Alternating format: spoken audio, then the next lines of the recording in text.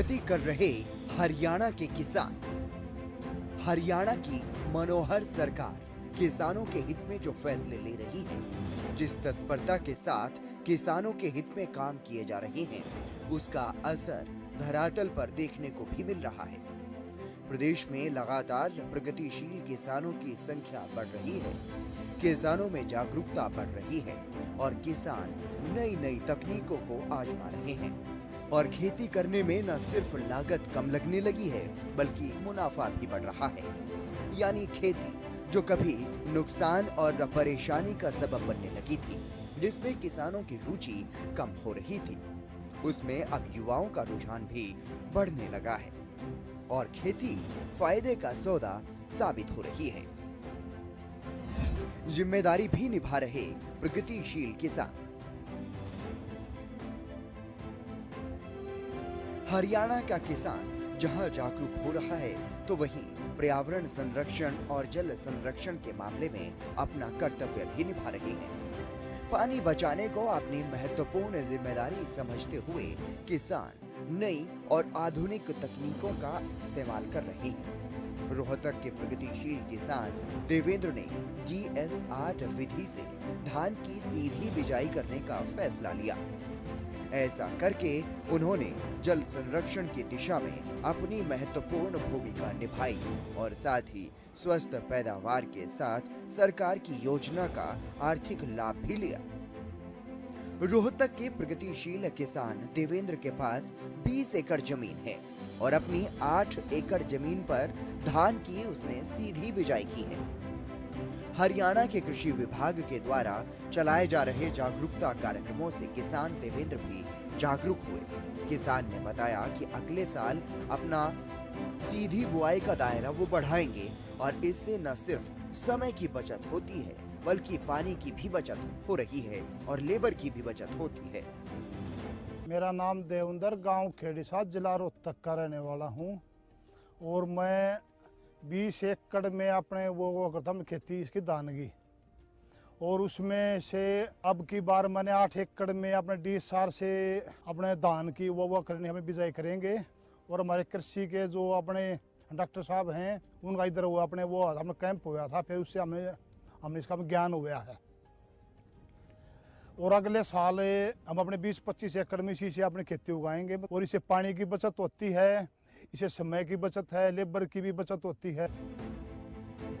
इस मामले में कृषि विभाग की तरफ से किसानों को सब्सिडी पर मशीन उपलब्ध करवाई जाती है और इस बार अकेले रोहतक जिले में 10,000 एकड़ भूमि में धान की सीधी बिजाई का लक्ष्य रखा गया है। इस बारे में विभाग की तरफ से कार्यरत block technology manager Vijay Pal ने बताया कि सरकार ने इस बार 10,000 एकड़ का लक्ष्य दिया है, जबकि पूरे जिले में 70,000 हेक्टेयर जमीन में धान की बिजाई होती है। इस बार DSR को लेकर किसानों का खासा रुझान मिल रहा है। उन्होंने बताया कि सरकार की तरफ से DSR विधि से बिजाई करने पर 4,000 रुपए प्रति एकड़ के हिसाब से प्रोत्साहन राशि दी जाती है और साथ ही उन्होंने ये भी बताया कि इस मशीन की खरीद के लिए भी 40,000 रुपए का अनुदान सरकार की तरफ से दिया जा रहा है। मेरा नाम विजय पाल है। मैं यहाँ block technology manager as a काम कर रहा हूँ रोहतक कृषि के कल्याण विभाग में। और ये हमारा जो DSR का इस बार सरकार ने टारगेट दिया है हमारे को 10,000 एकड़ का है टोटल हमारे पास, और हमारे पूरे रोहतक डिस्ट्रिक्ट में 70,000 हेक्टेयर के आसपास टोटल धान की बिजाई होती है। उसमें से अब की बार DSR बहुत अच्छा जमींदारों से हमारे को रिस्पॉन्स मिल रहा है। इसमें सरकार की तरफ से 4,000 रुपये की बहुत ही बेहतरीन सब्सिडी दी जा रही है ताकि प्रोत्साहन मिल सके जमींदारों को और उसका फ़ायदा उठा सकें। और इसके साथ साथ हम कोशिश करेंगे जमींदारों को हर गांव में जा के हम उनको प्रोत्साहित कर रहे हैं, डेमोन्स्ट्रेशन दे रहे हैं। किसानों को DSR विधि से काफी फायदा हो रहा है, इसीलिए तो अनेकों किसान इस विधि को अपना रहे हैं। सरकार पर धान के उत्पादन का दबाव लगातार बढ़ रहा है, तो वहीं हरियाणा में कई इलाकों में पानी की कमी भी बढ़ रही है। इसलिए पानी बचाना भी सरकार की प्राथमिकता है और इसी कड़ी में धान उत्पादन और पानी की बचत के लिए करनाल के किसान भी अपनी महत्वपूर्ण भूमिका निभा रहे हैं। इस साल करनाल जिले में सरकार की तरफ से 25,000 एकड़ में धान की सीधी बिजाई यानी डीएसआर विधि से धान की खेती करने का लक्ष्य निर्धारित किया गया है। करनाल जिले में सीधी बिजाई के लिए 97 मशीनें हैं। इस विधि से न सिर्फ लागत कम की जाती है बल्कि पानी और समय की बचत भी होती है।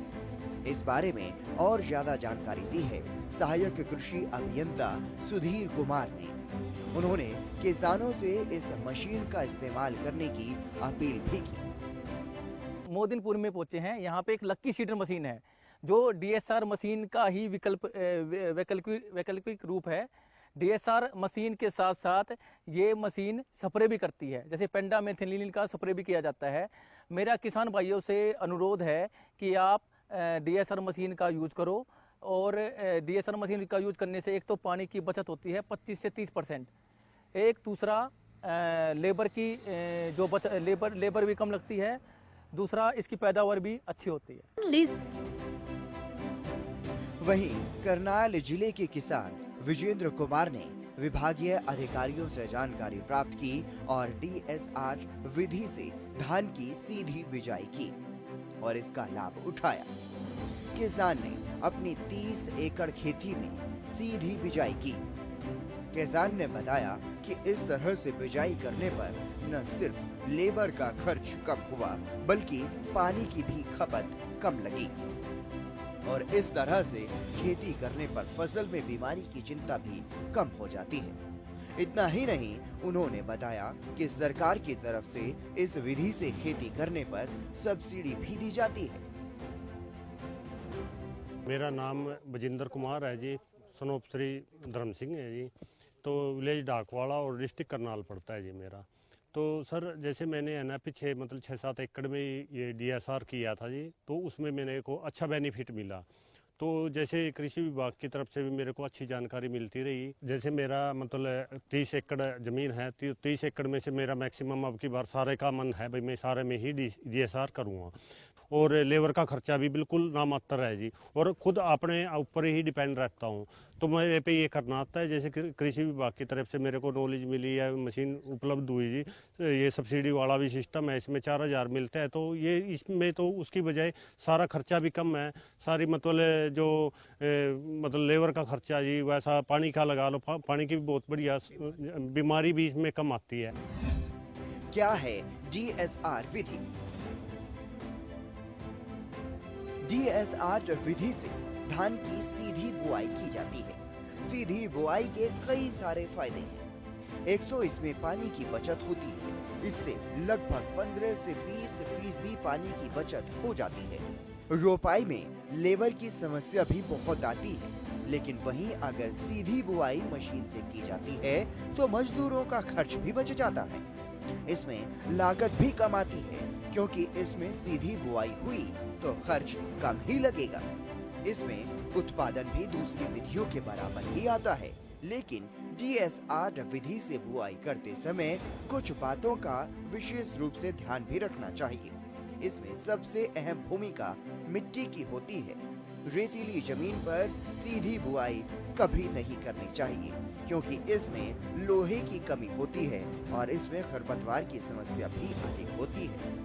इसलिए कृषि विभाग के अधिकारियों से जानकारी लेकर के ही इस तरह की खेती, इस तरह से सीधी बुआई जो है वो की जानी चाहिए।